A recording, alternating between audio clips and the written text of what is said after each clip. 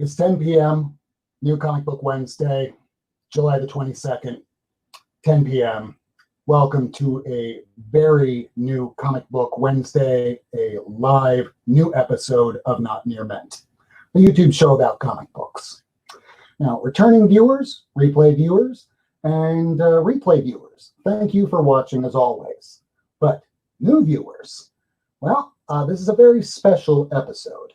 Tonight, we will specifically be talking about Comicsgate and how they have affected Dynamite Entertainment. We will strive to be as factual as we can, but make no mistake, Comicsgate is a hate group who harass and intimidate fans and creators alike. And we will not tolerate such abuse here at Not Near Mint, nor will we remain silent.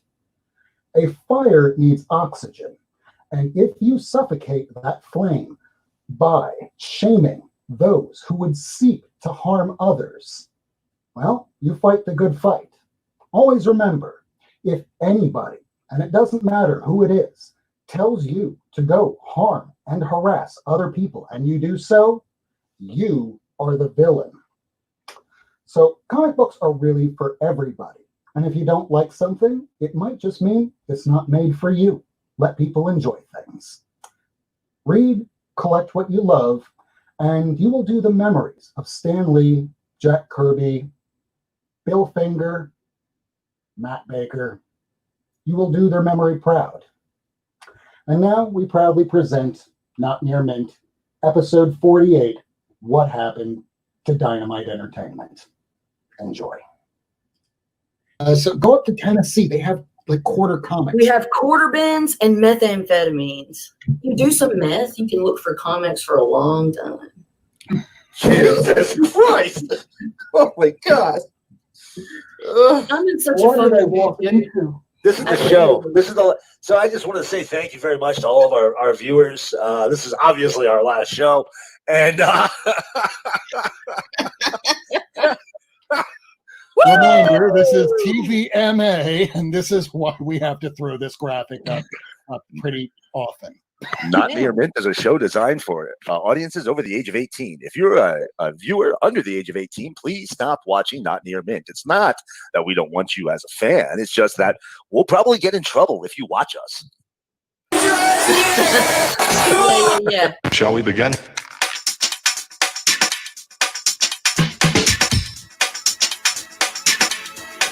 Let's begin.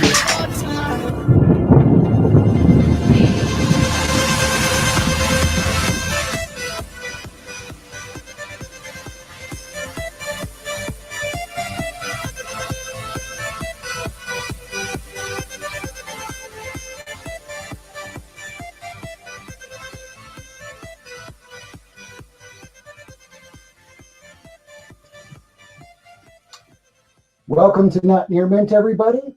As we said before, it is July the 22nd, 2020. It's 10 o'clock at night. So you know what that means. It's New Comic Book Wednesday, so let's bring in our panel. Starting with the person that's going to be leading us in this discussion today. His name, we all love him and know him, Miracleman. Hey there, everybody. How you doing tonight? Thank you for joining us. Rob, thank you for that, as always, very wonderful introduction. And thank you for coming, as always. Of course. The idea for doing this show, it came naturally, and I'm looking forward to getting into some spirited conversation tonight. And we don't know exactly how this might be taken by some people in the community or by some people that watch us at home, but we're here to try and be informative and let people know what's been going on in the community of comic books, readers, fans, and just things in general. So hopefully we will be informative, if anything, tonight. Absolutely, absolutely. No matter what happens tonight, everybody, just want to let you know the whole point, just as Rob said, is just to let you know everything that's going on. We are, however, a show designed for audiences over the age of 18. If you are somebody under the age of 18, please do not watch Not Near Mint. It's not that we don't want you as a fan. It's just that you'll probably get us in trouble. And we don't want to get in trouble. Isn't that right? Lady Fantastic. Whoop, whoop. Thank you for having me. This is going to be a roller coaster of emotions. But I'm okay with that.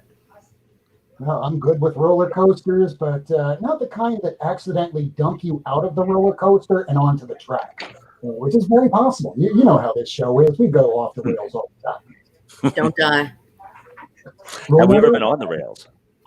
Yeah, that's our rule around here. Rule number 1, don't die. And last week, because Rena and Sharon was on the show, Life with 2 YouTubers, we now have a new rule. It's rule number 2, don't be a dick. And that's going to kind of lead into what our discussion is tonight. Isn't that right? And you know, if you're watching the show, you have it. It's Comics on the Mind. What's up, everybody? I don't like roller coasters, but this is definitely one ride that I'm very interested to try out. So, hope everybody's doing well. And let's see how everything's going to turn out tonight, and I'm hoping for the best. But before we start showing some of our new comics, how about we just go to the shout out. For all those people that have shown up in the chat tonight, let's go ahead and say hi to some of y'all. So let's see who we got here. We had Steven Spock that showed up first and foremost. Thank you so much for showing up, Steven Spock. He was at our auction at Shortbox Padawan page that myself, Lady Fantastic, Southern Comic Geek, we're all going to have the packages out. If some of us haven't sent it already, it will be out by the end of the week. So let's see who else we've got here. Miracleman is in the chat today.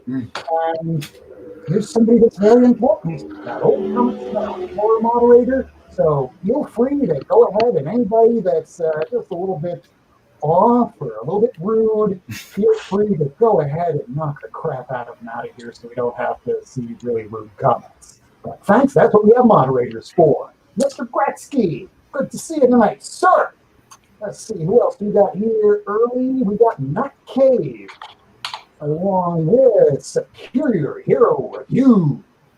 Anybody else? 2 Gun Pedro. He's got to be everywhere. I think he's in everybody's chat room. I should probably make him a mod. Let me know. Let's see, who else we got here? Dan Pearson Comics. All right, man, go sub up him. Speaking of which, sub up each other in the chat if you haven't done so. This is how you get to know the community. Sometimes it's just our first show watching on YouTube, and we want to know how are we going to know who all these people are in the community. Copy their name, open up another window, paste it in, and sub them up. Maybe you might decide to do videos one day. We'll be here for you to help support you. That's what the community does. Let's see, who else do we got? Anthony Gramuglia. I hope I pronounced that correctly. I do apologize for butchering that. I think Miracleman, you said you knew them from Twitter. I do indeed, Mr. Agramuglia. Damn, Ant, I hope I didn't mess that up. But Mr. Agramuglia is a fantastic pop culture writer. He's done articles all over the place, and just a genuinely rather fine fellow to get to know. If you are over on Twitter, make sure you go and look for Ant and subscribe, because he is a very wonderful personality and a very enjoyable person to chit chat with. Cool. I'm going to have to make sure I do that after the show's over. Doing the show, leading it, talking on it, and doing banners and everybody, it's like being on a unicycle while spinning 2 basketballs on each hand. Gramulia. It's pronounced Gramulia, by the way. It's pronounced Gramulia. Dude, I'm so sorry, Ant. I am just horrible. And we got K. Titus from Japan. Konnichiwa. And I am saying that probably correct, because over there it must be morning and Thursday. It is the day after New Comic Wednesday. I hope you got what you wanted. Anybody else? We got Eduardo Escobar. Good to see you in the chat. We're almost about 10 minutes in. Anybody else that I'm missing? I freaking love comics. I freaking love that name. Anybody else? And gratuitous sax. Love the sax. Anybody else? We got Tyler Preston. These are some new names here. Let's see, Jeffrey Brown as well. And he says everybody pronounces it. No, but we'll try. We'll get better. So now that we've gone through everybody through here, how about we go ahead and jump to the comic book hunt? How about we ask that question that we ask every single week? Not the, did you die? But what did you pick up this week? Who wants to go first? Lady Fantastic? Miracleman? Mind.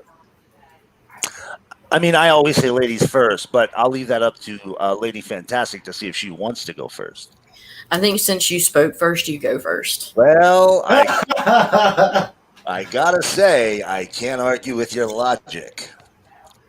So, first of all, just want to say, as always, thank you to everybody who's come to join us to watch the show tonight.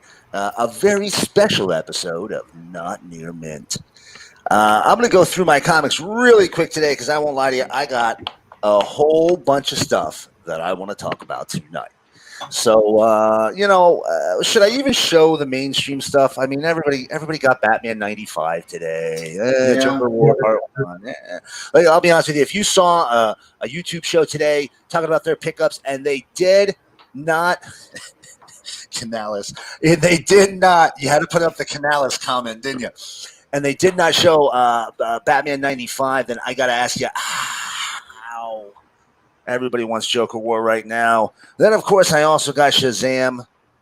John's Eaglesham. If the book, I swear to God, it feels like it came out 8 years ago and we're on issue 13. I don't know what's going on. This is my one piece of Marvel spam of the day because, holy cow, did they have a lot of Empire books this week. But I got the Empire X-Men. This one here, man, dude, you have no idea how excited I was. Turtles Urban Legends number 25. This is the second issue of the continuing story. 24 was the first issue that had not been previously punished. The first 23 were reprints of the Image run. So exciting. Such a good book. I got 23 and somehow I missed 24. Got 24 and put it into CLZ and went, where the hell did 24 go? Oh, yeah, it's so good. It's just so good, man. You got to find it. If you can't find it, let me know. Artemis and the Assassin, other than, I think, Troy Pateri, who is the letterer, and Phil Hester, who worked on the cover. There's two names on the cover. Phil Hester and the other names escape me. But the writer and artist, female team, this is a really fun book, man. It's Aftershock. I highly recommend taking a look for this one. I was kind of on the fence after the last issue. I read this one, man. I'm right back on board. And then my man, Mark Russell, Steve Pugh, Chuck Chuckery. I think his name's Chuck Chuckery. I'm going to be a jerk and look. Chris Chuckery. Chris Chuckery is his name. That's the creative team on there. Listen, guys, if Ahoy's imprint is on it, it's a comic worth reading. That was not me, I swear. Fantastic book, Billionaire Island. Imagine the rich all running away to their own special island. It's not that far away in the real world, let's be honest. The Man Who Effed Up Time by John Layman and Carl Mostert. Carl Mostert was the artist on the first two issues of DC's Unkillables, the villain book that was just out. I don't know if he did the whole book, but he was the artist on the first two. So it's got a little bit of a funky look to it. Look at the colors on this thing, man. Like, it's a cool looking book, traveling through time, all kinds of funky, weird stuff they run in. He's always messing time up. He's just been in this constant, endless loop of messing up time. The Resistance number 3, J. Michael Straczynski, Mike Diodato, Lee Loffridge. Just a fun book, man. Superpowers come out because of a devastating plague. Talk about coming out at the wrong time. Of a devastating plague that wipes out mankind. Like 1% of people get superpowers. And, of course, governments start freaking out. They don't know who these people are. They can't control them. And then my shop had 4 FCBD books. There's that Spider-Man, Black Cat, Venom,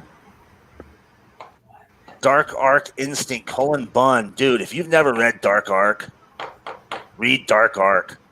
Dark Ark is the other ark during the flood of the Bible that had all of the magical and mystical creatures on it. All right? Really, really cool.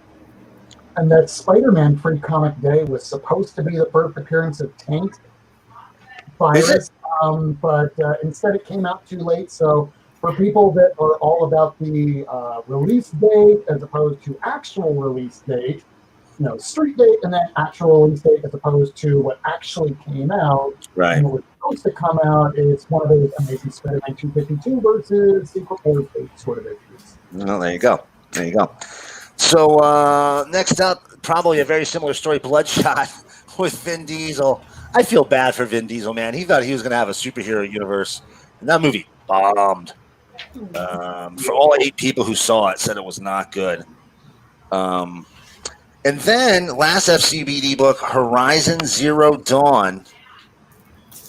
This is a Titan book. It's a sci-fi book. It's actually really good, man. Take a look for it. See if you can get your hands on it.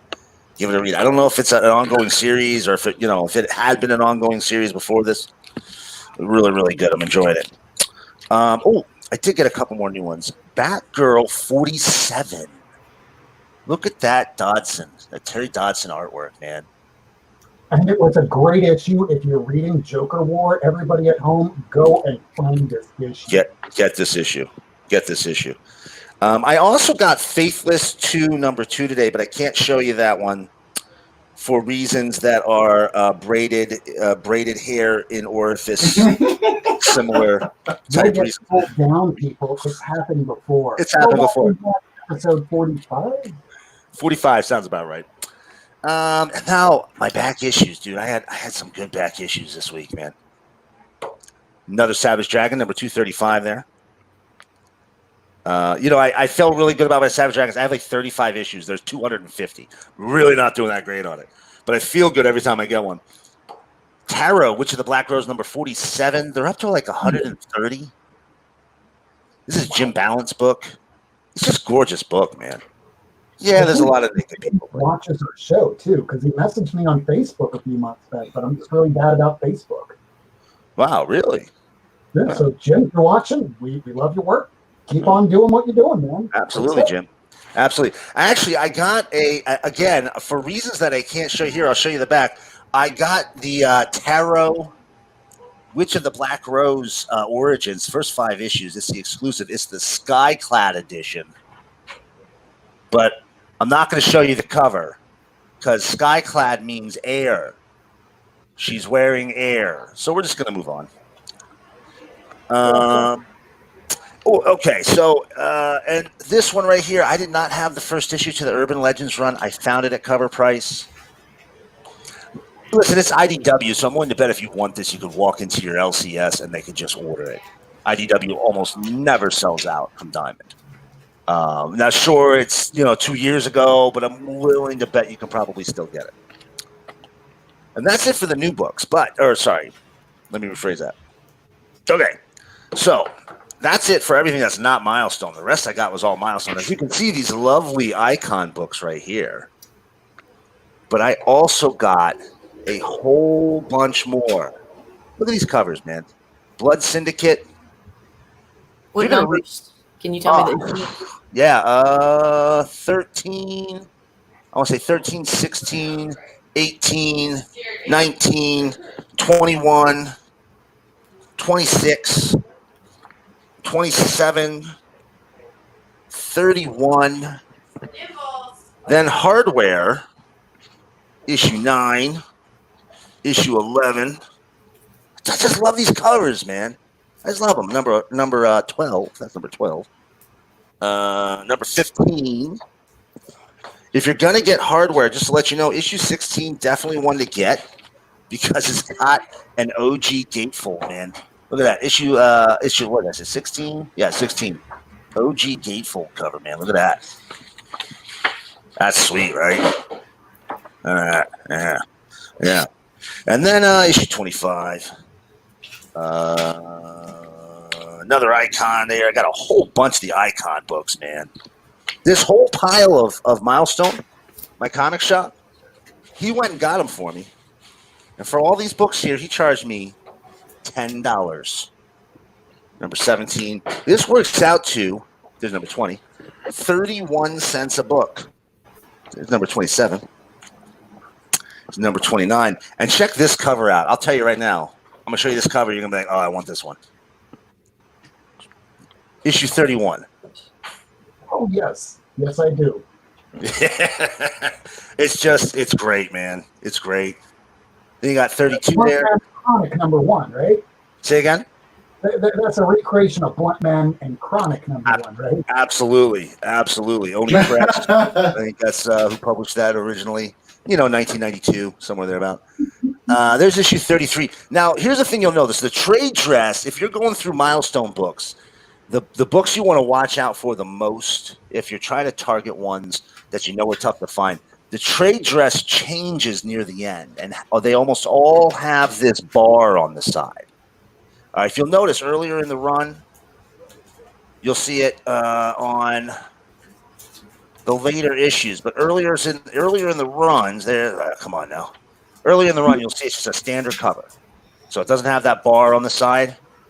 You want to look for the issues with the bar on the side, and those are near the end. All right, and then here from Jeffrey Brown using a very cool-looking Ghost World logo. Do you have any static? I think that's a yes, and you have every issue, right? So no, I don't have every issue static yet. I didn't get any in this pile, but I have got just recently a good pile of them, and I can probably pull those out and get them a little bit later, but I don't have them immediately on me. I did find, if you guys remember, I found the last issue of Static for cover price. Yeah, it's like $130 issue. Yeah, I got it for $250. And that's the one under 5,000. That last issue.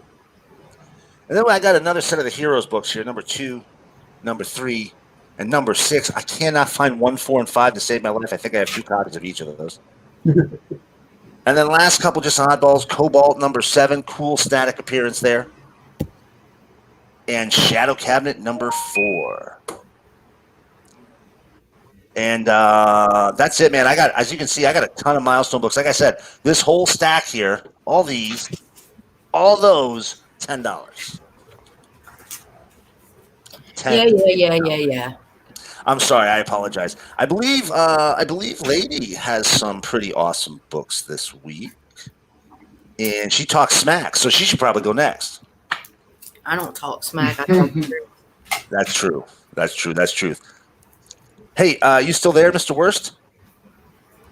Roberto. I am still here, and I did just notice that Eduardo Escobar said he could hardly hear me. That's because I've been doing Zoom hearings and depositions all week long, hence me dressing like an idiot. And I've had my microphone hooked up to these stupid little webcams instead of the good microphone right here. So Good. I just...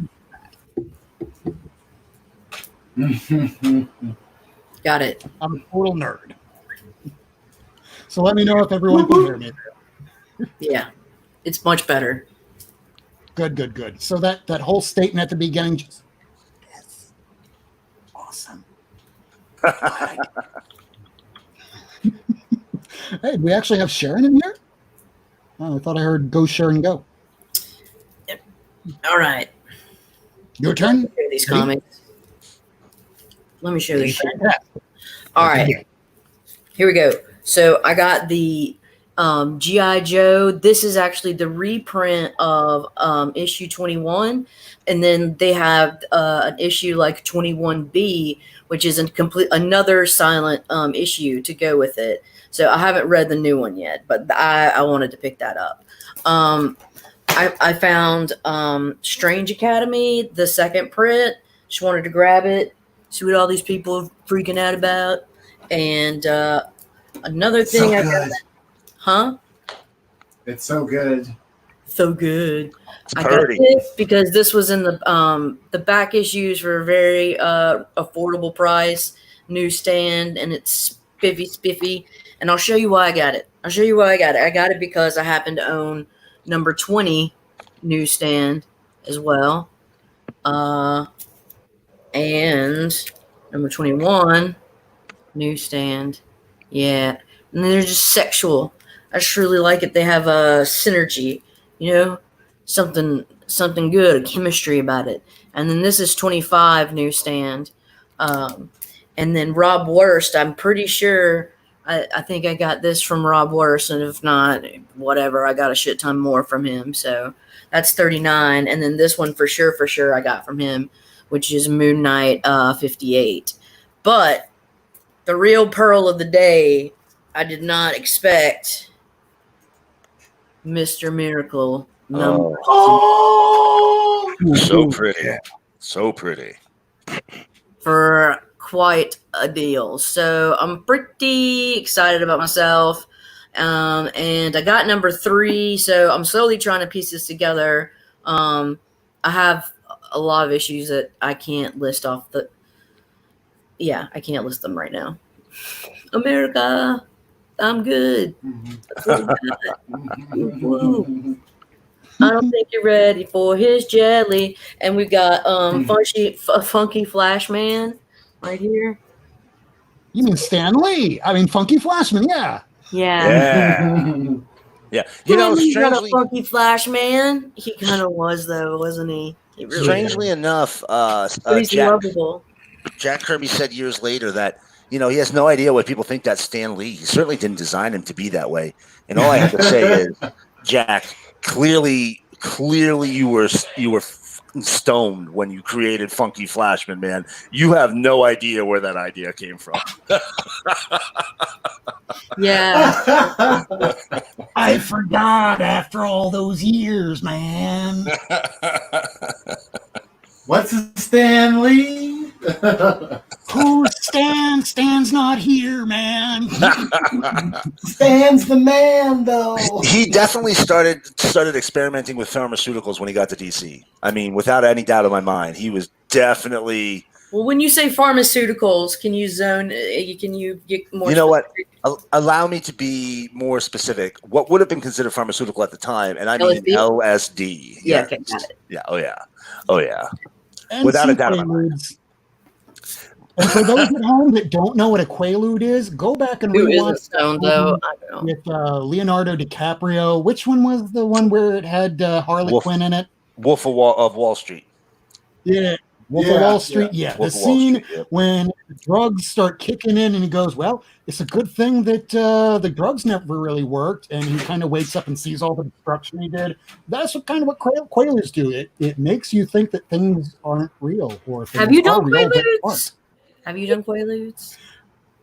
Yeah, when I was a teenager, because How the hell did you find Quaaludes? That's what I want to know. I know. I thought they were all gone. I had a neighbor. All right, so truth for people that don't know me, I'm a recovering alcoholic of about 5 years, and back when I was a teenager, yeah, I smoked a lot of pot. I didn't really drink much back then, but yeah, I would do acid almost weekly, and we had a neighbor that lived a couple doors down that their parents pretty much got them to smoke until one day went, hey, you'll never believe what my parents still have. And I remember them coming over, him and his girlfriend, on a Friday night. And then I took one, and I don't remember what happened until like the next day I woke up, and he was just filling me in on the crazy shit that was coming out of my mouth, which just reminds me, don't do drugs unless you know what they are and where they're coming from. So you probably just shouldn't do drugs. So, lady, do you have any more books? So I guess you know whose time it is. It's the Comics on the Mind show. Whose time? Go time. Let's see them, baby. Well, as always, I have comics on the mind. I didn't read all of my. These are just basically my books, my pool books. So I'll show the ones that I'm sure that everybody have been reading. I've picked up Detective. What's this? 1023. Yeah. It's one of the only books I could read this week. So how was that? It was solid. It makes me want to go back and read the last couple issues leading up to that issue. So 24 issues since 1,000 to catch up. I know, right? What's up, what, bearded comic bro? Actually, just answer this. Would I have to read the last 20 some odd issues to know what's going on in this one for Joker War? I don't think so. I mean, I haven't read the issues before this, and I don't think I'm still like caught up. I just don't know how. Well, I don't want to ruin it if you haven't read it. But there's something that I'm thinking about that I want to know, and you probably have to go back and read the last couple issues, but not like the last 20, maybe like the last like 5. You pretty much answered. I'm going to have to read all of them. Wah wah. Not me. Womp. And I read the next issue, 1024, which is really good. What's up, Tacoma? What's going on, brother? Teachers Unite. And then, of course, I had to read Batman 95. The war has begun on the Bat. And that was just, can't wait until the next issue. It was really great. I don't know if you guys are reading this Fantastic Four X-Men hybrid book. Yeah. Oh my goodness. You read it? End of this, yes, I read this. This is the last one I read. Holy But shit, the they end- retconned the fucking professor. Oh, speaking of Yeah. which, we could probably put this little scroll. Spoilers! This is your TVMA for 18 and over show. I mean, Miracleman says it the best. Not Near Mint is a show and designed for audiences over the age of 18. If you are a viewer of Not Near Mint and you are not of the age of 18, which means you are 17 or under, please do not watch Not Near Mint. It's not that we don't want you as a fan. It's just that you'll probably get us in trouble. Back to Comics on the Mind. But yeah, the end of this, oh my goodness, poor Reed, poor Richard Reed. That's all I'm gonna say. I kind of want to know how that's gonna follow up in the future. I'm still 50-50 if I'm gonna drop this or not. The last issue was kind of like meh. I'm hoping this one's a little bit better. I didn't Well, even read it. of I course didn't I have even read all issue 2. I read issue 2 and it was like, eh. Yes, I'm still getting New Mutants, and I really like the covers. Like the last couple covers have been really super trippy. Whether the story is going to be good, I don't know. But so far, I mean, it's been hit or miss, with the stories with New Mutants. And then I was so happy Decorum came out, because every issue has been a wraparound cover, and it's been like super beautiful every issue. Yeah, nice. And my roommate let me borrow the Couriers, and I don't know if any of you guys have read this series. It's really good. But it reminds me of like Decorum reminds me of like a space version of that, which is it's awesome. So, but yeah, those are the books that I picked up this week. My shop is still, they still haven't got, they're backed up. They haven't got Hulk 35, but 35 or 34? 35. So I'm still waiting on that one, but yeah, that's the books that I got this week, and I can't wait to finish reading them. Yeah, I still have a couple more to read, but today has been the most I've read of new comic books since I started doing this show. So most of the time, I get all the books, I bag them, and it's like, I got 3 minutes left before the show starts. Shit! So I get a chance to read nothing. Today I actually read most things, and I actually liked most of everything that came out. Most everything. Yeah. But the one thing I really, really liked, and no one showed it today, so I guess should I show the books that I got? Do it. All right. In that case, this is our little thing we do that I like to call What's in the Briefcase. Showing your genitalia. Oh, here. I mean, Sorry. I imagine I could. I like gold. And there's the show, ladies and gentlemen. Thanks for tuning in Good night, tonight. everybody. Thanks for coming. All right. So, the case that I wind up carrying my comic books to and from every week. So, it was a heavy week. I think I got 24 books, and I'm going to start with the independents that came out. So, this one here, it was the last one that was left, and I snagged it. Bliss issue number 1 from Sean Lewis. Let's see if I can zoom in on this a little bit. There we go. So Bliss number 1 is a story of a very violent world where this guy is telling a courtroom full of people why his father shouldn't be put to death. And it just shows a family that's really struggling until at one point the father goes, yeah, I'll kill people for money, but I don't want to have to live with it. Oh, then just take this drug. You won't remember a thing. It's kind of like Professor Xavier and Magneto visited you and said, you're not going to remember any of this. It'll seem very reminiscent of X4, the final issue.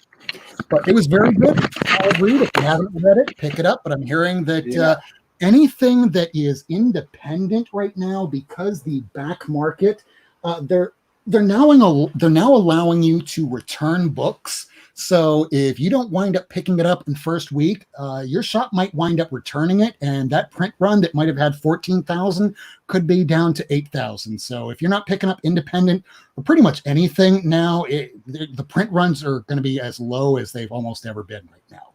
Speaking of which, shoe number 1, out of anything that I could have gotten this week, this was the only thing that I really gave a shit about getting. I've loved the first series by John Layman and Rob Guillory.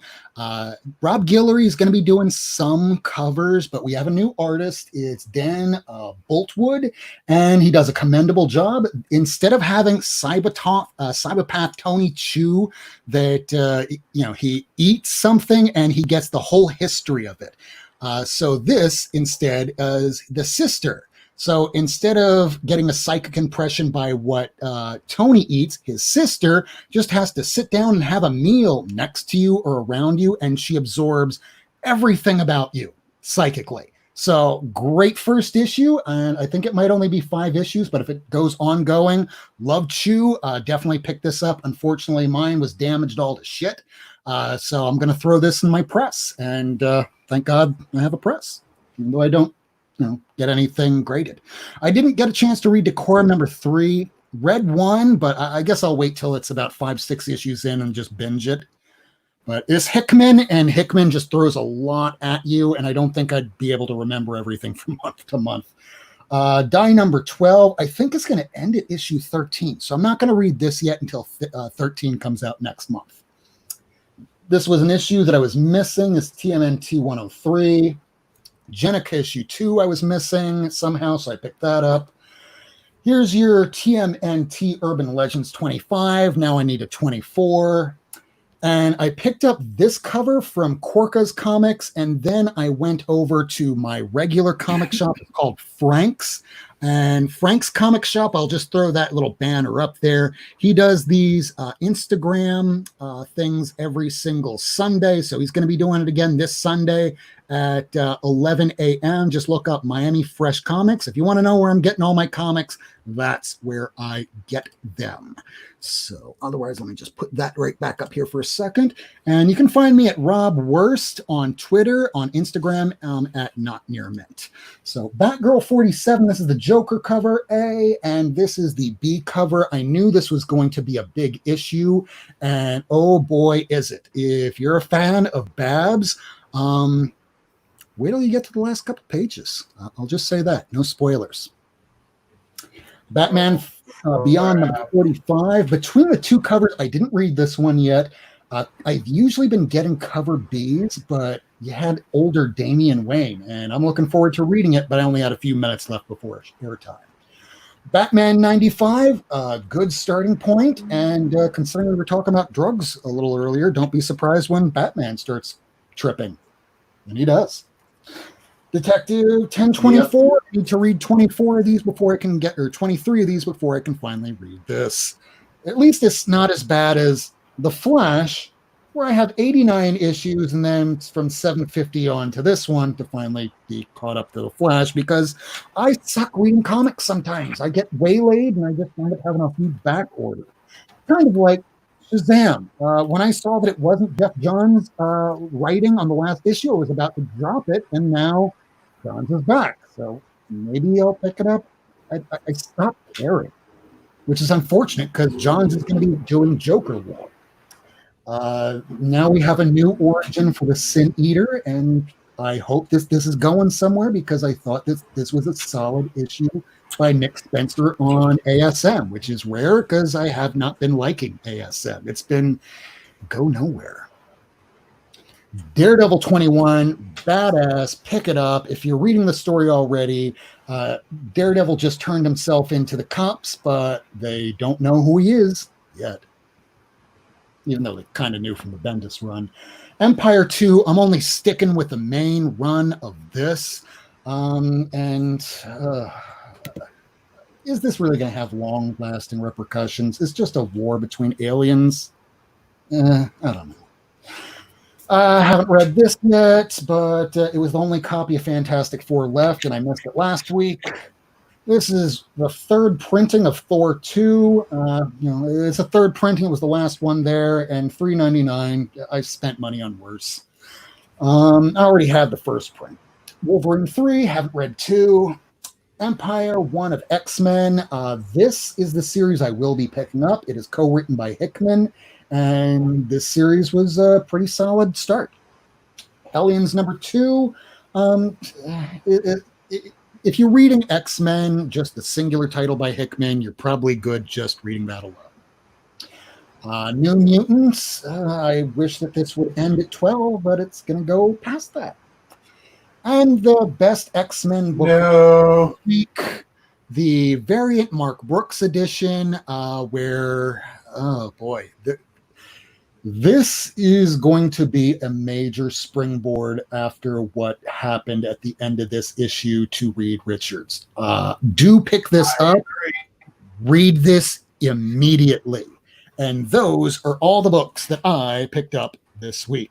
Normally, I wind up picking up some kind of back issue, old issues, grails, but since I'm barely working now, I will just be happy picking up these new books because as some people know that have been getting those $600 paychecks every week, that ends this week. So next week, we're going to be seeing what foreclosures around the country and a lot of people not having money is going to look like, and it's going to be a little scary. So I'm not spending big money on books right now. I'm going to wait and see how this hangs, because if we're lucky, this might sound bad. It's a little creepy. It's a little scavengy, but if people can't afford the rent, they might be willing to get rid of that giant size X-Men for a little bit less. So I'm going to hold on and just get these new books. But that's just me. I could be wrong.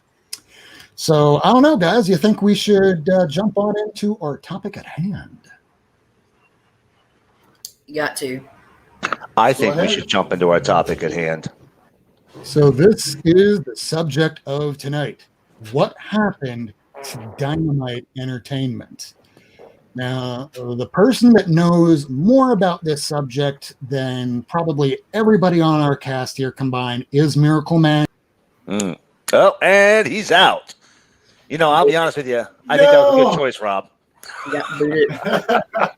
I'm excited. Honestly, that is very much my brand. Just screw up. It's okay. Nobody cares. That's why I'm a nihilist. So go ahead. Take it away, Miracleman. What led up to this? And more than anything, can you explain for the people that really aren't up to date on what ComicGate is and what led to the point that we're at now with Dynamite? Take it away. Well, you know, I think it helps all of us to just have a quick rundown. At this point in 2020, if you've heard of ComicsGate, you have an opinion one way or another. Let's just say it that way. My opinion is ComicsGate is a hate group, and I'm just going to say that flat out. ComicsGate's a hate group, and you know, I'm sure we'll have plenty of people go, you know, well, where is your proof?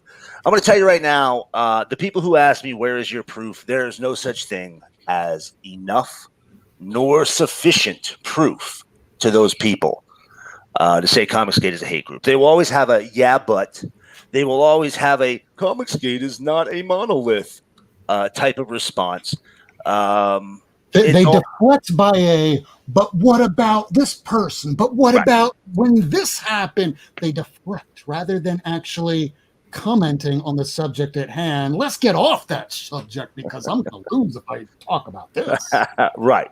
So flat out, that's what it is. And I see, and I just want to say real quick, just a quick pause, just to say everybody who's in the chat tonight that I've recently met on Twitter, GR, I see you in there. I freaking love comics. Ant, Jeffrey, who I've known for a long time, Mac, Ant, I've known for a long time. Everybody's come tonight. I really appreciate you all coming in to visit us and check out the show and hear what we have to say. A lot of you have watched this over the years as this has laid out, and I think we've all seen probably one of the biggest events in the history of our time dealing with Comicsgate. But as I said, the people that are going to say, where's your proof? There's no such thing as enough proof for them. Okay. If you're capable of independent thought and you've done a modicum of research, as both Lady and I believe Kirk did today, you're going to be able to figure it out on your own. Pretty easy to figure it out when you start looking, right, guys? And I'm not going to ask your opinions. But. We were sending each other videos, and it was like a test. Going, how far can we get in? I made it a minute and 32 before I had to shut it off. Right. So that's what they are. That's what we're dealing with. You guys saw it, right? Mm-hmm. So, yeah. Go ahead. That's who they are. That's what they deal with. Now, if you listen to them, they're just a group that wants to be left alone to make their own comics. Well, I'll be honest with you. If that group left people alone, they wouldn't be able to make comics because they sell them not based on merit or, oh my goodness, Ashley is here. They sell it not based on merit. Hi, Ashley. They sell it based on a shared desire. They sell it up based on a shared desire to hurt their enemies. It's a group of people passing around money within the same group, and occasionally they get a product. A friend of mine, and I apologize for not knowing who it is at the exact moment, summed it up this way: Comicsgate is like the PBS of comic books. Not in the way that they educate and enrich the lives of those around them, but in the way that they're constantly running fundraisers. And what you're doing is you're fundraising that person's lifestyle. You're handing that person some money and going, hey, here you go. And the comic that you get, well, that's like the tote bag PBS sends you when you do a donation. You don't really want it, but you take it because it's free because you made the donation. I'm willing to bet most of them are just sitting on a shelf somewhere, never to be touched or read. Maybe they read them once, but that's probably about it. If you've seen most of these Comicsgate books, right, exactly right, Ace. This is a great statement. For people that wind up listening to this show instead of watching it, Ace McGrath, new viewer, thanks for coming. She says you could show them 10,000 screenshots and it would become, well, those are individuals, not the movement. Right. And that's exactly right. So here's what happened. So there's your background on who Comicsgate is. All right. Yes, there's lots of people involved with it. There's just regular people who don't make comics, who are really into it. And they've said this to me many times. It's not that they're into comics, and it's not that they got grifted. It's just that the person they bought the comic from, they say things they agree with. I mean, that's essentially what I just explained. It's like a PBS donation, and you get the tote bag of a comic, and that's it. Hey, and I just want to say thank you for popping up, Tyler. We have a gator in our midst, ladies and gentlemen. Tyler Preston. Everybody, say hi to Tyler in the chat. He's been trying some low-level trolling tonight. It's cute. I dealt with Ibai today, so you're nothing, Tyler. Don't worry about that. You go ahead and troll away. We're chuckling on you. So, anyway, we don't care. Go ahead and troll away. Go ahead. So what happened? What happened? Well, let's talk about what we know happened just in this past week. We know that Dynamite Entertainment, one of the top 10 publishers, in comics and mainstream comics publishing. They usually do about 3,500 sales on first issues.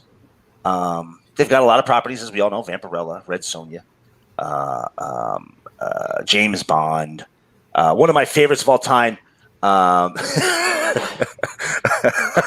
So I'm sorry, I got to read this one off. So Matt Cave knows exactly what we're talking about here, and we're not going to name any names, but if you do Comicsgate coin and type that into a search bar, I bet you'll know exactly what we're talking about here. But he says, hey guys, speaking of fundraisers, I got this Matt coin I'll sell you while trying to release my comic. I know, my project is a year late. I know this is my 4th fundraiser, and yeah, it's that's basically the type of people we're dealing with. It's a constant grift. Hey, look, we know we promised you something a year ago, but how about we give you a 6th fundraiser?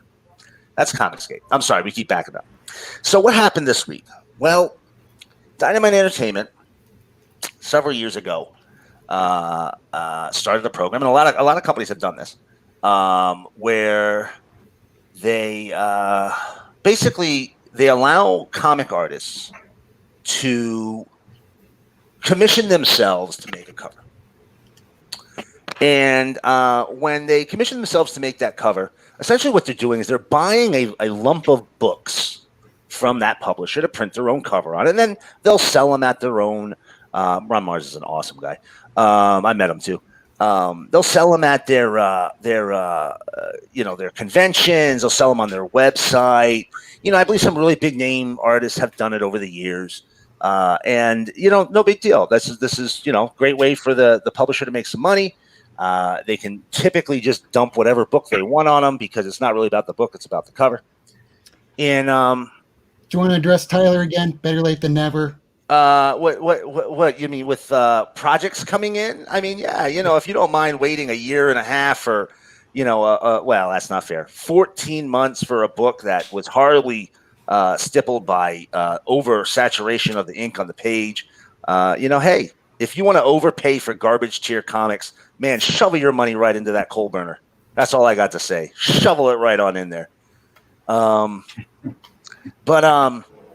Anyway, see now I've totally lost my train of thought. Anyway, so this is a common thing with comic publishers. They'll commission a comic and they'll get their covers and they'll be able to put them out. Now, out of everybody that has done this, you got to stop putting those up, man. I can't keep a straight face. Out of everybody that's done this, about a year ago, a certain spokesperson of Comicsgate commissioned Dynamite to do this. Now, I've heard a lot of hot takes from people who were clearly not there at the time nor really involved at the time that said they believe that, this created a great uproar. People demanded it didn't happen. That's not true. That's not what happened. People openly mocked the individual that did that because that individual was once a big name star in the comic industry. I'm not going to say their name. I'm not going to give them that level of respect. Comicsgate, Jesus, you got to stop putting these things up here, man.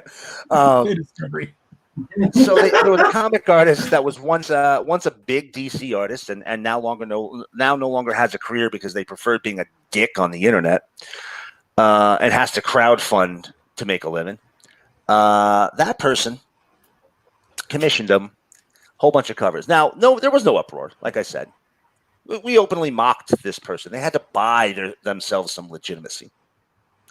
And hey, everybody, don't even bother messing with Tyler. Just ignore him. Just ignore him. That's what they love the most. They love it when you mess with him. Just ignore him. He's not worth the time. When I said at the very beginning about shaming people, I mean, while you can have fun, the best way to smother a flame is to deprive it of oxygen by pretending they don't exist because they're not real people. Right, exactly. Hey, Tyler, guess what? She had a TV show. So anyway, I see now I'm doing it myself. So anyway, this person. No more comments on the screen. Go ahead. Okay. This person had their books that they bought. We all made fun of them for it. It was a good time. We poked the bear a little bit. And then a few months later, we notice that starts being YouTube personalities. Not people that are comic artists, people that are, my personal opinion, deviant art level artists start getting covers. Hey, whatever. They got a following. They think they can make some money. A little bit odd. Why would you give somebody who's just on YouTube? And strangely enough, all of those YouTubers were aligned with a certain group of comics fans called Comicsgate. I'm sure some of them had falling outs because that group is a bunch of cannibalistic rage merchants. Constantly have to have somebody to fight or eat alive, and if they don't have anybody else, they do it to each other. So some of them. Oh, you're muted. I was going to say, weren't we kind of talking about that before the show, that if you don't follow completely 100% in lockstep, then you are no longer part of the movement. You Bingo. are now against them, and it doesn't matter how horrible you are as a person that has been with them all this time, you are no longer against us, and we're going to send all our people against you. Right. So that's exactly it. And that's what happens. Right now, I believe there's 4 different sects, I guess you would call them, of this cult of cultural warriors. Because it's not about comics. It's all about being a cultural warrior. That's all it is. And there's 4 different groups of them now. One group broke off, and they're the ultra-religious group. And another group broke off because they were the troll army. And, the Comicsgate spokesperson decided they wanted to go mainstream and got rid of the troll army. And another group broke off because, well, they looked at it and they're like, listen, we may not like the left-wingism of mainstream comics, but you guys are freaking crazy. So there's about 4 different groups right now. And anyway, so like I said, over a little bit of time here, we start seeing these random YouTube personalities getting them. Now, listen, we're on YouTube right now. I'm not making fun of YouTube. But because you do a YouTube show, should you have a comic cover that's promoted by a mainstream publisher? Seems kind of weird, right? No, we have a Very guy much by the so. name of Ed Pistor that does this great show called Kayfabe, where he goes through each individual issue of Wizard. He has other comic creators on, and it's awesome because it's this young dude that's really into comics, and you can tell that he's read them. And it's great. Some people are like that want to support one another, and then there's others that just want to shit all over one another because, hey, it can get the clicks. Hey, well, here's the thing. Piscor actually did some comics. He did the Hip Hop Family Tree. He did was it Grand Design? Did he do X-Men Grand Design? Piscor is a great creator. And listen, these other people, they might be great creators. Again, in my opinion, is deviant art level, and not even high deviant art level. We're talking like 3rd tier deviant art level. But hey, to each their own. I love Michelle Fife's work. Some people look at that and say it's not very clean. It's not very neat. I don't care for it. And that's fine. Everybody, to each their own. But again, it seems kind of weird that a mainstream publisher would start promoting a YouTuber as making covers. And this happened to a couple of folks. And then we get to what happened just this past week.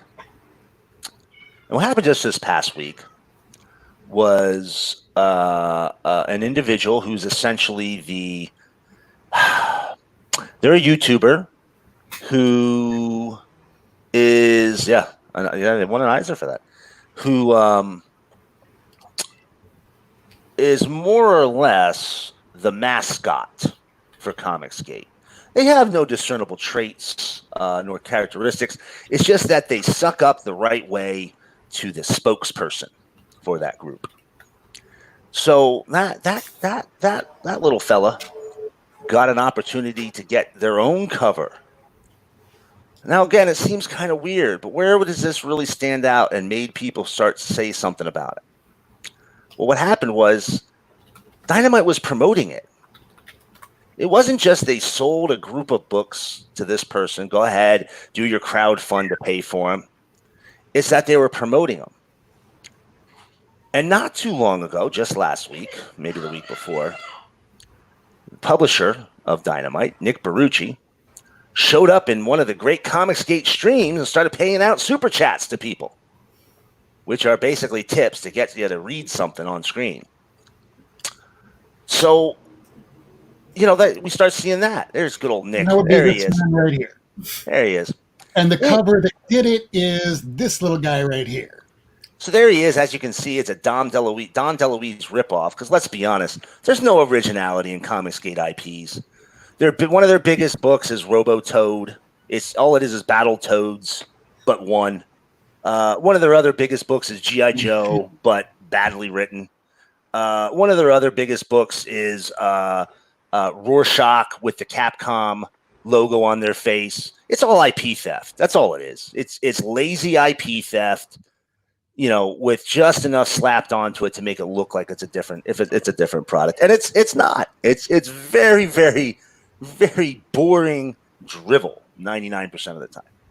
So you can see there Don DeLuise. Oh, I'm sorry. The Comicsgate mascot was surrounded by poorly drawn versions of Vampirella and Red Sonja.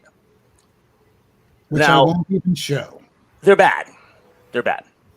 The Comicsgate mascot there, again, Don DeLuise, he has a book coming out, and some pages were shown of that, and it's essentially just crap. It's the character's a drooling idiot, literally, who is just hitting on big-breasted women and being a weirdo, which is, again, very on brand. So, you have the CEO of the company going out and sending out a super chat, joining in the live streams. You have them actively promoting somebody who has no artistic merits, not bringing anything to it. Is essentially just the mascot for a group, and nothing else. And you start seeing what appears to be somebody trying to bring a group back into the mainstream.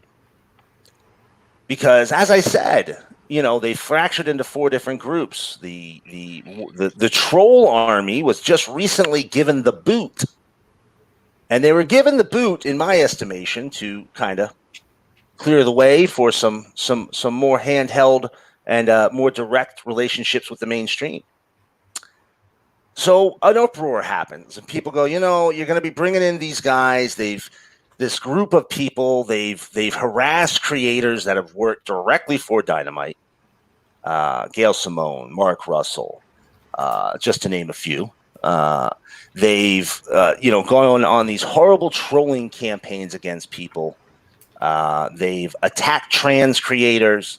They've attacked creators that are from marginalized groups, Black, Asian. This is the same group of people that, one of their most famous videos from one of their live streams is of the spokesperson cutting up the action figure of an Asian actress, Kelly Marie Tran, from Star Wars. So, this is a group of people that clearly have some problems with women. They have some problems with people that are not cis white males. You mean brilliant comments, such as, oh, I don't know, this one guy that's been in our thread making comments like this. See, there you go. See? Brilliant. You got her there. That was a sick burn. You know what the best part is? About that sick burn? Gail Simone's name will be remembered for 50 or 60 years, and I'm gonna forget this 14-year-old tomorrow morning. He's about to get another timeout here. Right. Oh no! Watch it there, some more of that, and you're gonna get a timeout. You child. Now, here's just a funny thing that I'm going to interject here before we get back on track again. Yeah. That for those that actually want to spend their time, where we do have a very limited amount of that on Earth, if you want to spend that time hating things instead of doing stuff that you like, feel free. Watch this show. I'm thankful for the viewing hours. It's been an hour and 4 minutes you've been here. Thank you for that view time. Right. For the downvotes, thank you for the view. It doesn't matter either way. I'm a nihilist. I know 100 years from now that it will have been many decades since the last person on Earth has probably spoken any of our names. Nothing matters. however society is going to progress, it's going to happen whether you or I care about it one way or another. Right. So sit back, relax, we're on for the ride. But Right. rule number 2, don't be a dick. Right. Thank Right. It's easy to have preferences without being a dick. Oh yeah. Here's the thing, and I've seen multiple people say it in the chat right now. Okay. If this group could stand on the merit of their own product, nobody would have anything to say about them. But they can't. They're a group that has to tear down every creator in mainstream comics that they can as often as they can, because otherwise people would forget they existed. And I've got to tell you, that's the most pathetic existence that I can even possibly imagine. Right, exactly. My gender is an attack helicopter. Right, it's the same freaking 2 jokes for the last 8 years. You're absolutely right, Ace. You know, and all the books. Listen, if you wanna support indie books, man, you can support indie books. I support indie books. I picked up all kinds of indie books recently, and most of them don't need $50,000 to give you one 36-page or 48-page freaking graphic novel. Jim Ballant did the Tarot trade paperback for the first 5 issues, and boom, there you go. I didn't even hear of this book before today, and I love it. This book is amazing, and is probably not selling 50,000 copies. All right.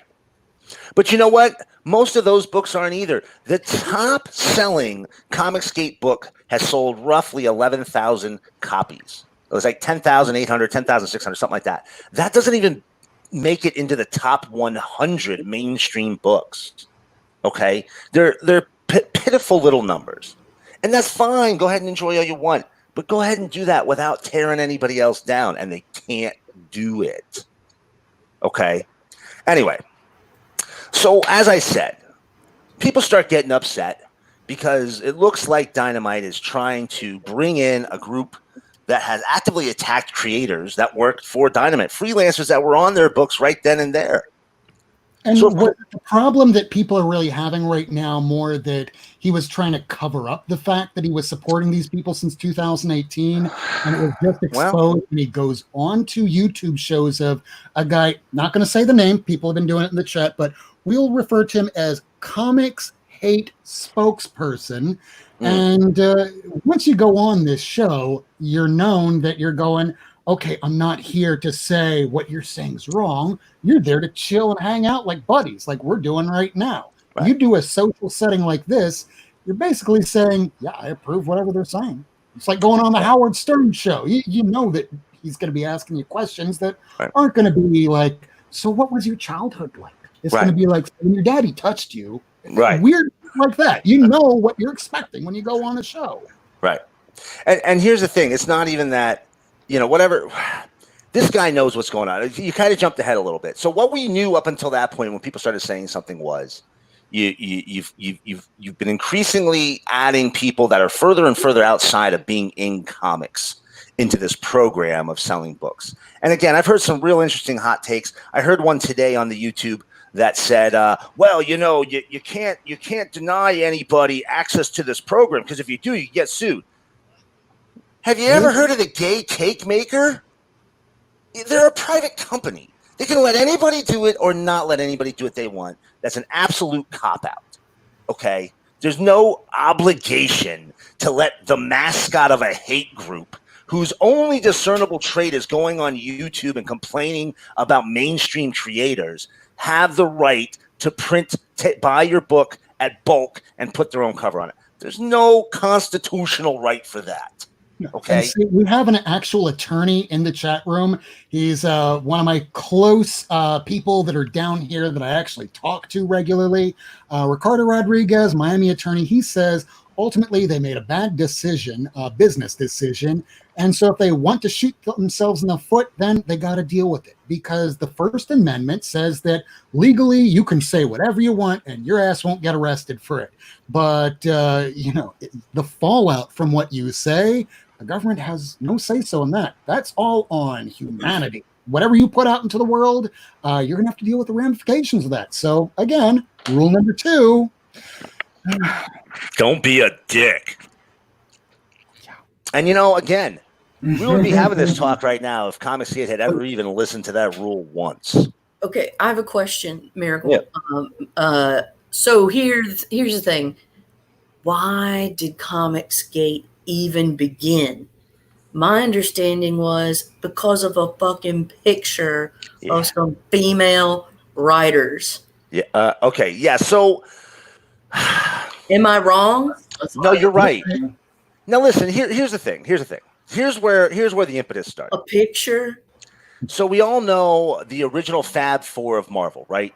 Of some females. Yes.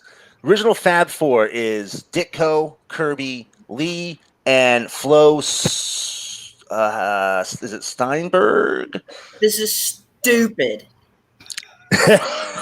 What happened was when Flo passed away, I think maybe about a year later. I don't think it was right away. They wanted to get together to commemorate, and they were throwing up some cups and saying, "Hey, why is somebody so butthurt that a hate group is from it?" So what happened was the fuck up. So these women got together and they took a selfie of them enjoying milkshakes together.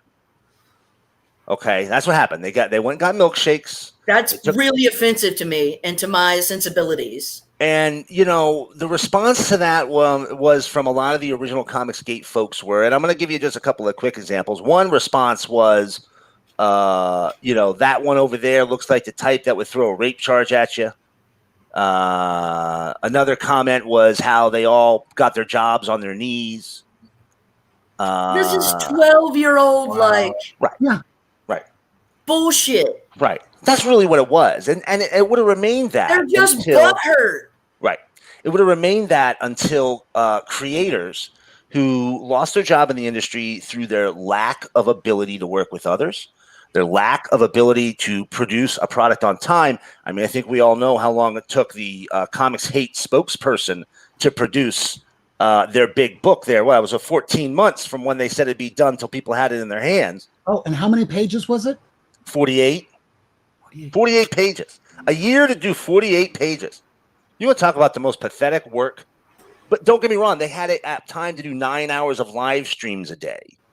It started with a picture of female writers and editors to another writer. Right.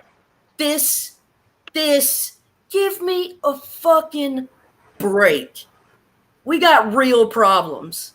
Grow the fuck up. Right. Sorry. At this point, we have 13, 14 million people employed, and we're talking about women and working in what? Are you fucking kidding me?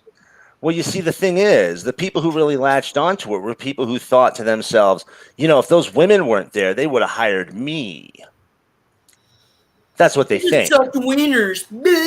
That's the best thing you could really like a whale, Simone. Right. Oh, they got it on their knees. Come on, because you know what? You wouldn't have to say those things if you could stand on your own merits and you had the talents that they did. But you don't. Right. They don't. You're butthurt. They're butthurt. Deal with life. Not everybody's gonna win. The sad reality is they have actually heard of this one person, but no one's heard of them, and it makes them feel bad. So. Being a bully, nothing feels so exhilarating than pointing out the shortcomings of others. And it's really easy to do that behind a screen. Right. And that's what it is. So anyway, here we are with Dynamite today. Massive. People start screaming and yelling about it. Now, I will say that there was a big deal hey, what's going on here? You guys are backing these guys. You've got freelancers working for you right now who've been victims of their unending harassment for the last couple of years. And, enough of a stink was made over the weekend that Barucci comes out and says, hey, we're going to cancel. We're not going to do it. We're going to cancel. We talked to Cecil. Shoot. We talked to the individual involved in this project. And the individual involved in this project and I realized we're not going to move forward because we didn't realize this cover would be so polarizing. Now, that's a cop-out because that's not what it's about. It's not about one cover. It's about an attempt to give legitimacy to a group of people whose only merits are being unendingly obnoxious to mainstream creators. And when you think that these people are the majority because they're so loud, they're not. They're a small minority of people that are just really loud and obnoxious. So because you see this, you think that there's a ton of these people out there. They make up a what 5% maybe of active purchasing, buying customers. Otherwise, they're just people going, "Yeah, I download everything off the internet on Pirate Bay." Like, Right. well, you're not really supporting anybody. Right. That's just it. They've been boycotting Marvel and DC for the last couple of years because of the leftist political agenda. I believe comics were up last year. I believe they were up small amount 2018, or they were only down like 1.3% 2018. And let's be honest, print media is dying across the board. So the fact that comics had any gains or didn't drop by double digits means comics are doing pretty okay. Real quick, Lady Fantastic sent a video to all of us earlier today. It was done by Actual Context. The name of the video is Marvel Has Always Been Progressive. And for those of us that have been reading Marvel comics over the last year since Stan Lee passed, we've been seeing these Stan soapboxes in the back of just about every single Marvel comic that's come out. Yep. And each and every one is saying, you got to accept your fellow human. That's what our comics are all about. It's about embracing a large world rather than the small one that you live in. And that the more people that you wind up meeting, the more that you find out they're just like you. Right. That's it. So, anyway, so the cover gets pulled, and immediately what happens? Well, Dynamite finds out exactly who they were getting in bed with. And I'll tell you, everybody, if you want to know the type of people that you're dealing with comics, go ahead on over to Dynamite's comics Twitter account and just go ahead and read through the comments. Now, they've been smart the last couple of days. All they've been doing is retweeting other people. But go ahead and look for anything from Monday or Sunday. Yeah, right. I freaking love comics. And by the way, listen, I'm going to just stop right now. Everybody here, go to I Freaking Love Comics channel, sub them up right now. They did a interview with Ron Mars just recently. Fantastic interview.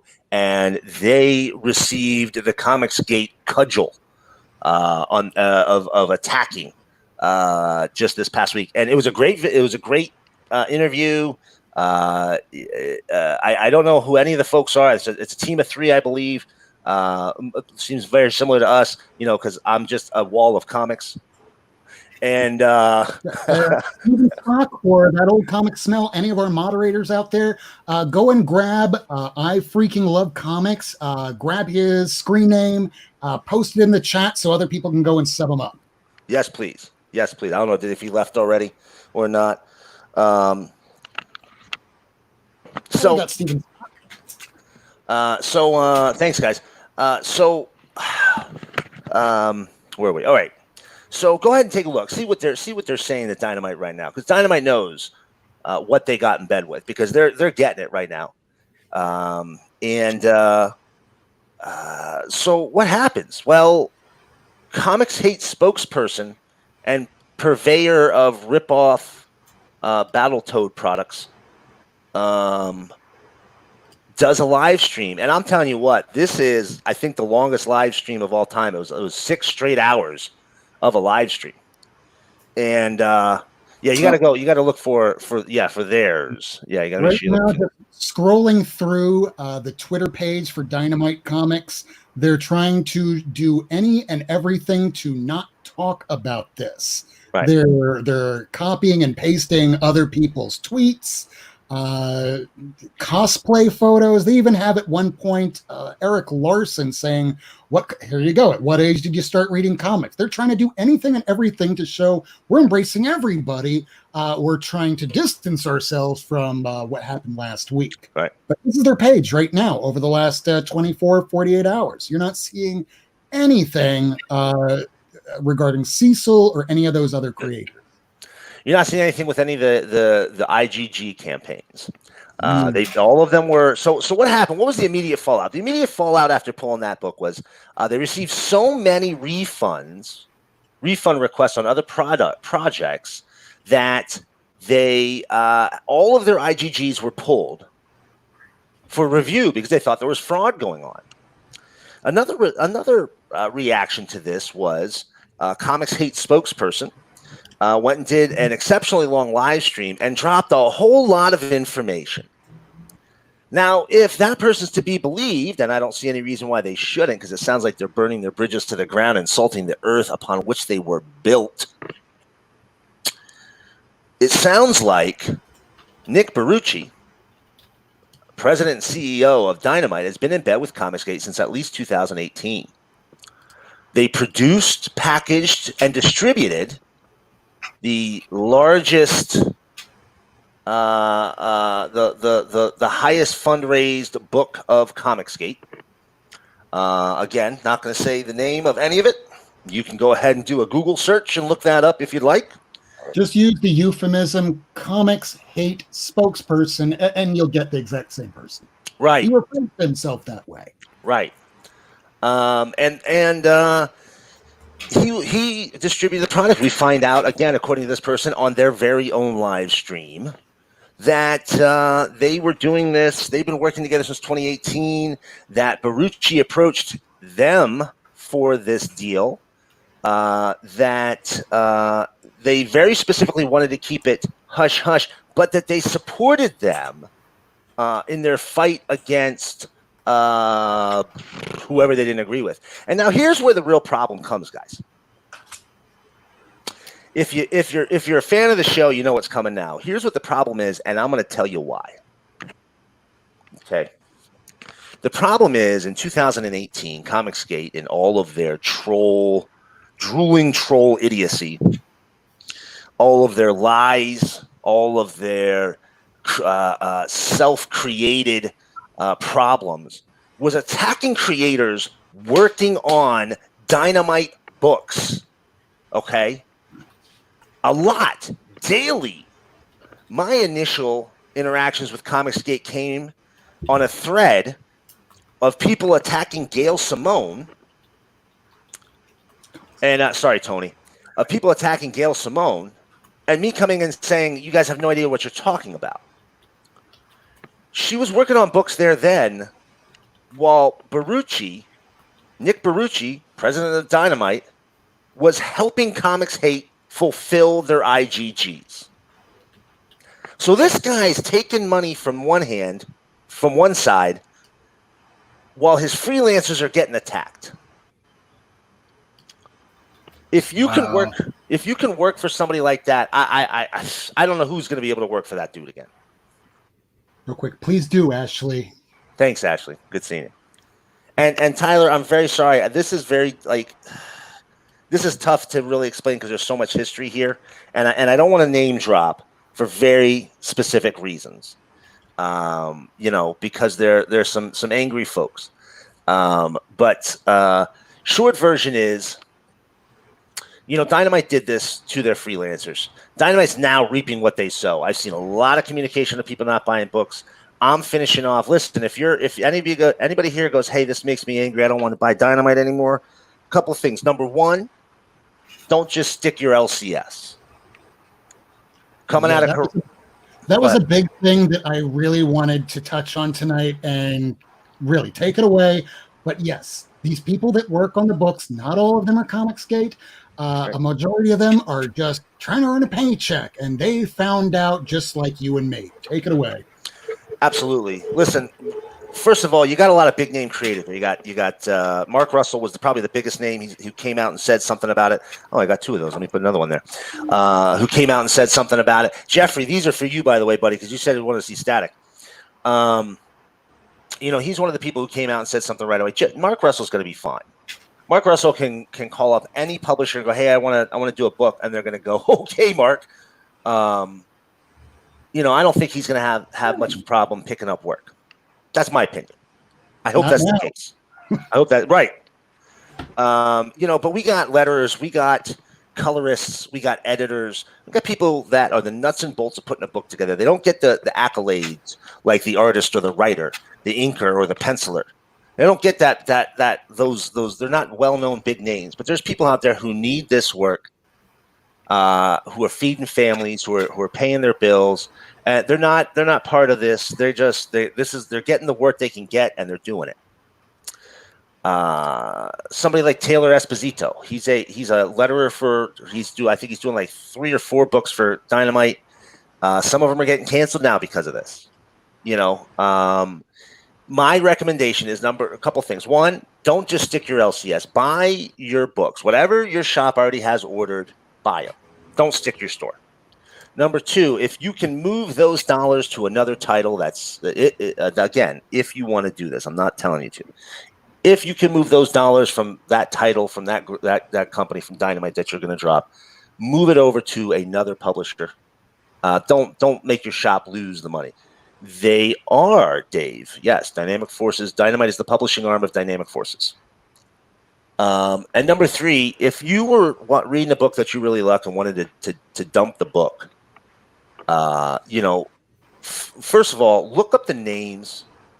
Don't answer the gator, guys. It doesn't matter. They don't matter. Just block them. Pretend they don't exist, and like a fire, they will slowly go away because they're not getting the response that they crave. Right. Bear in mind, if this person is over the age of 14, it's only chronologically, not mentally. So they thrive on negative reinforcement. Adolescent. Right. So anyway, if you see books and you like the creators that are on them, pull those books out, flip them open, look at the people making those books, and find out other ways you can support. I wanted to have it ready for the show. Unfortunately, I didn't. I will post it to my Twitter and have it available for the foreseeable future. But I'm going to make a list of all the creators from editor down to letterer and everything in between that are currently working at Dynamite. So people that, hey, they might be having a hard time right now. Let's find other books that we can buy from them. And let's make sure we're putting the support to the people who had nothing to do with any of this and are victims of poor business management by somebody who clearly does not care about the people working for him. Now, just as Anthony, I'm going to try this again, Gramulia. I hope I said that right. Let me know in the chat. It sucks because a lot of creators work so hard to get a comic deal. Yes.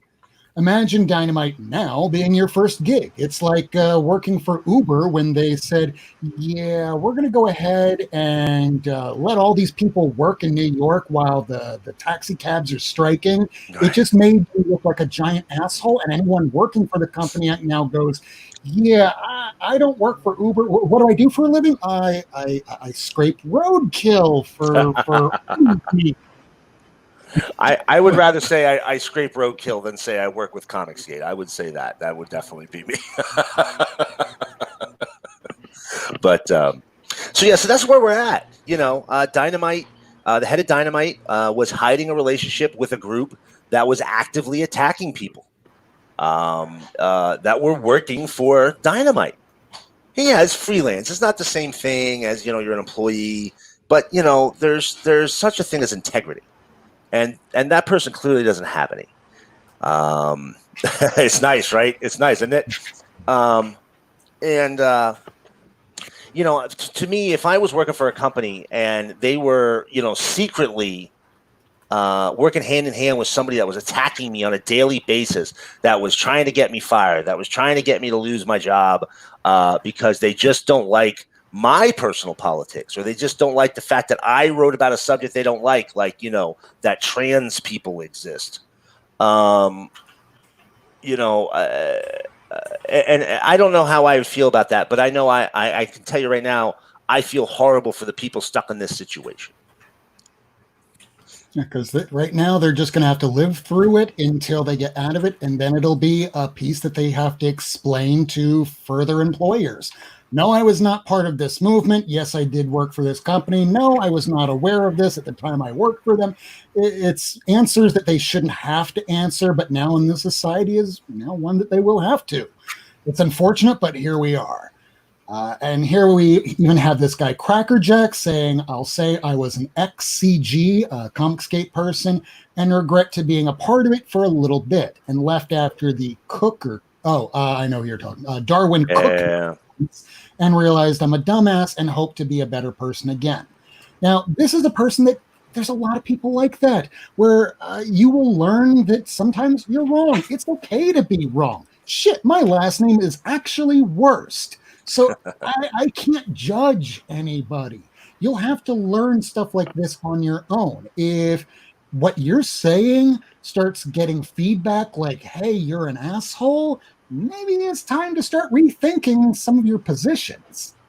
I mean, there's this show called Community where Joel McHale in one episode said, anybody that takes a position in an argument has already lost because they care too much about winning it. So just step back and wonder, why do I really think these things? Is it because people are telling me to think these things, or that I actually think them?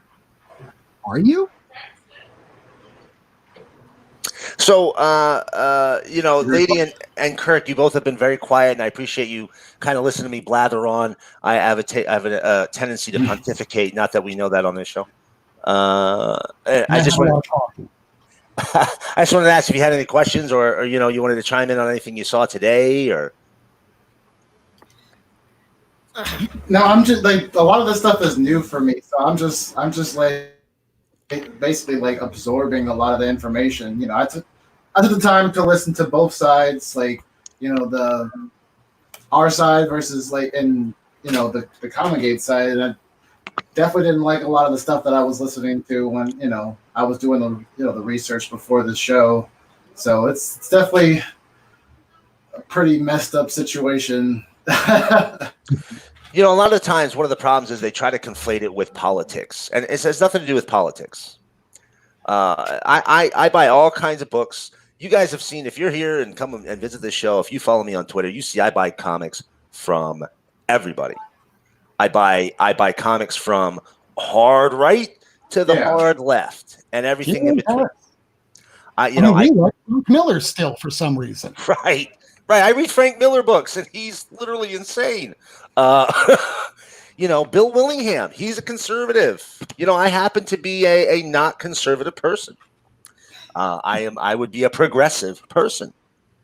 But I don't care about your politics. What I care about is whether or not you're a toxic dickhead. Right, lady? Here's looking at you, Tyler. That's my girl.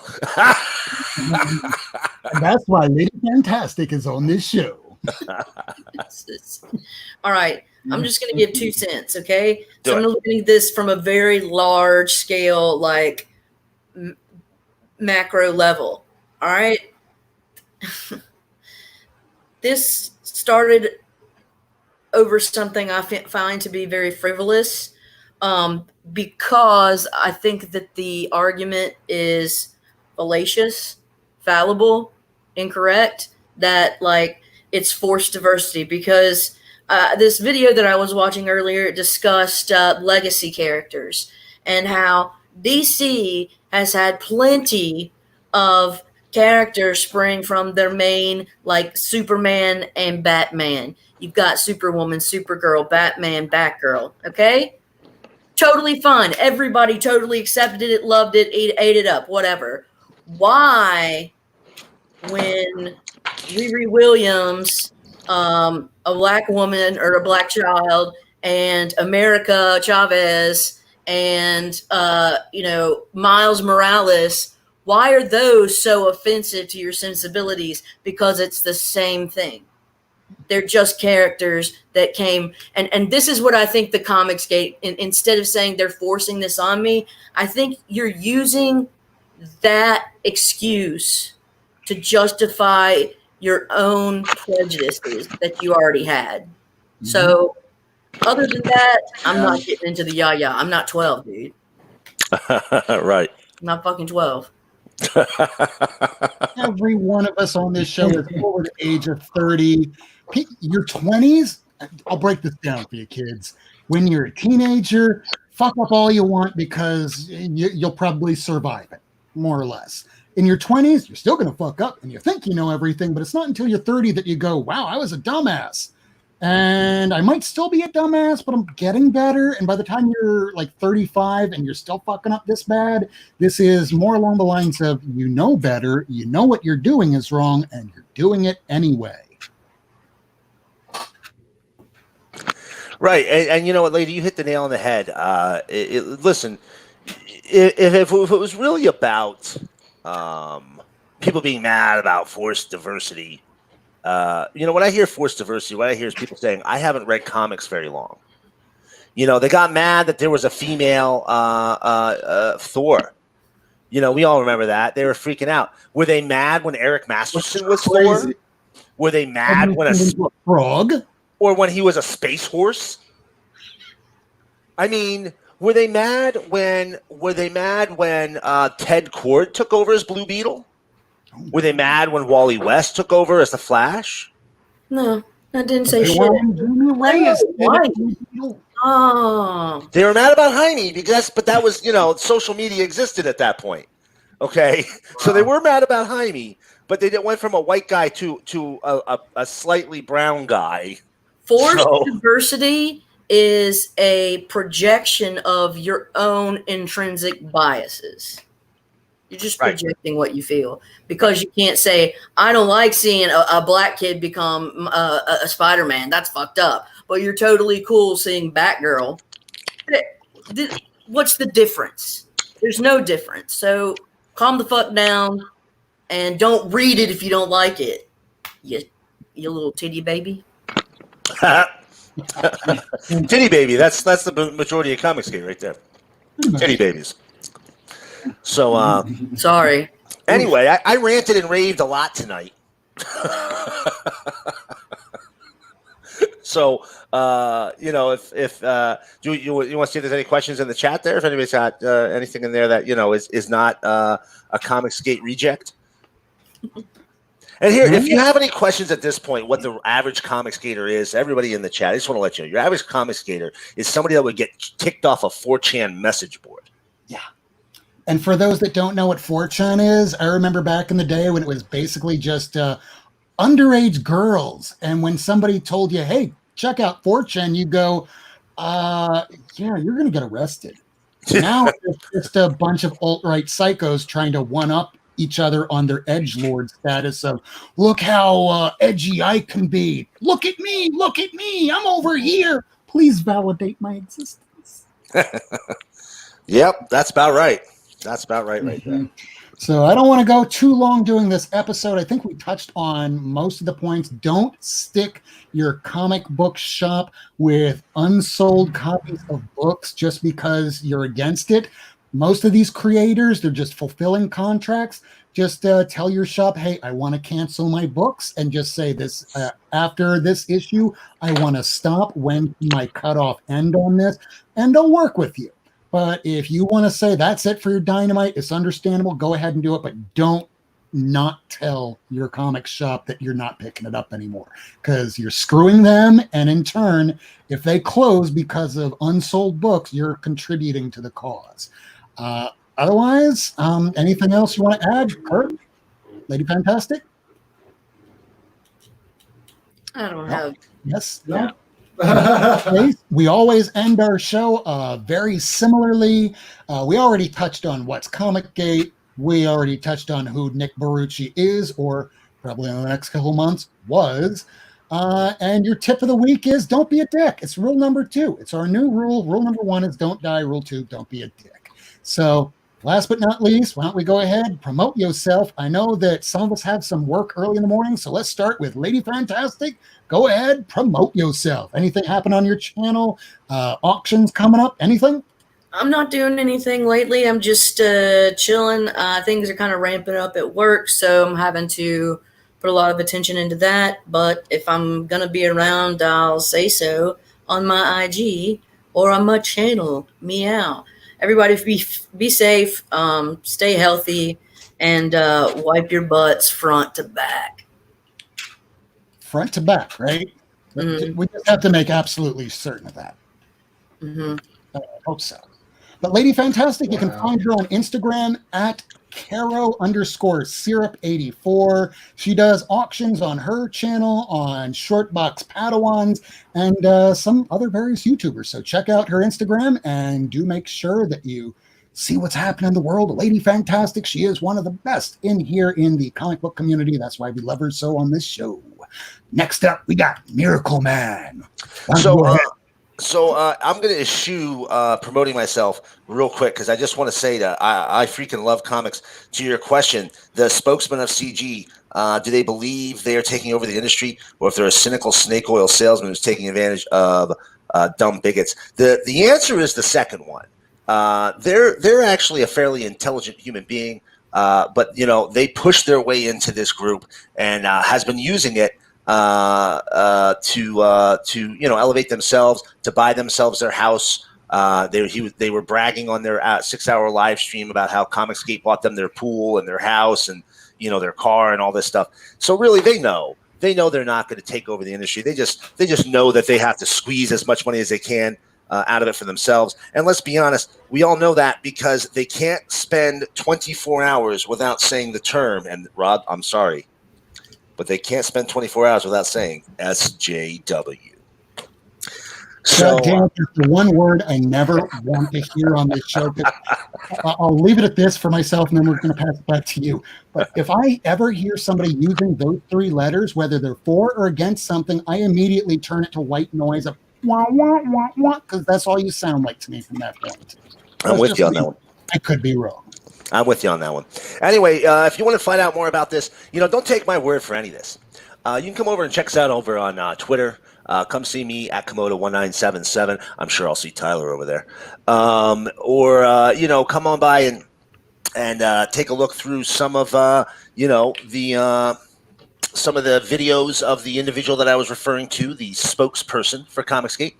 And you can see it yourself. I have a thread from somebody else that I have on my timeline on Twitter that has all the things that I talked about tonight.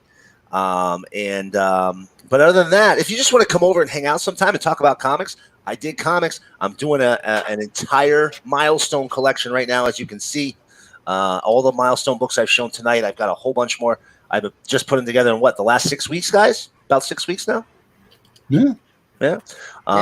So I'm doing the entire imprint. I'm hoping to have them all in my possession before the new launch, which I guarantee is coming. So come on by and see me at Komodo1977 and say hi. All right. And second, but certainly not least, Mind Shift. Promote yourself. What do I have? Oh, you guys can always catch me on this show every Wednesday, but also you guys can catch me every Thursday at 9:00 West Coast time. So 12 o'clock for you guys on the East Coast. But I do a show called The Teacher's Lounge with my buddy Gorilla Todd Comics. We talk about different topics, just very organically, just chatting about comics, honestly. So if you're interested in that, and you don't have to necessarily be a teacher, just come on by and join the chat. But yeah, besides that, I don't have anything else coming up. Besides catching up on my read pile. West Coast is the best coast. Don't you forget. That's why I would love to be over on the West Coast instead of in Florida. I'm in Florida. Please get me out. No matter what. I will always be a Florida man. So thank you, everybody, for coming and watching this show tonight. Hopefully you got some information. You learned a little bit. You got a few laughs in. And maybe you picked up some good comics this week. And maybe you saw some things that we showed that maybe you forgot that hopefully you can go and pick up tomorrow. Remember to get comics every Wednesday. First thing as they come out, because when they're gone, and then you're paying eBay prices. So this is the Not Near Mint crew, and we will be back. We do this show regularly every Wednesday at 10 p.m. Eastern time. So subscribe, hit that bell for notifications, smash that like, because after all, we're going to have some people later on that will probably be coming over here rating this exact video just to downvote it, which I'm all for. Let her rip. So speak out against the shit that is wrong. Don't be silent. If you're seeing people being harassed, report that shit. Don't let people take advantage of you, because if people start taking shit, if you take shit off people just once, they will be doing it the rest of your life. So be good to one another. Enjoy your comics as much as you enjoy people, hopefully. And thank you. Good night. We'll be back next week. Till next time. See you later. Bye.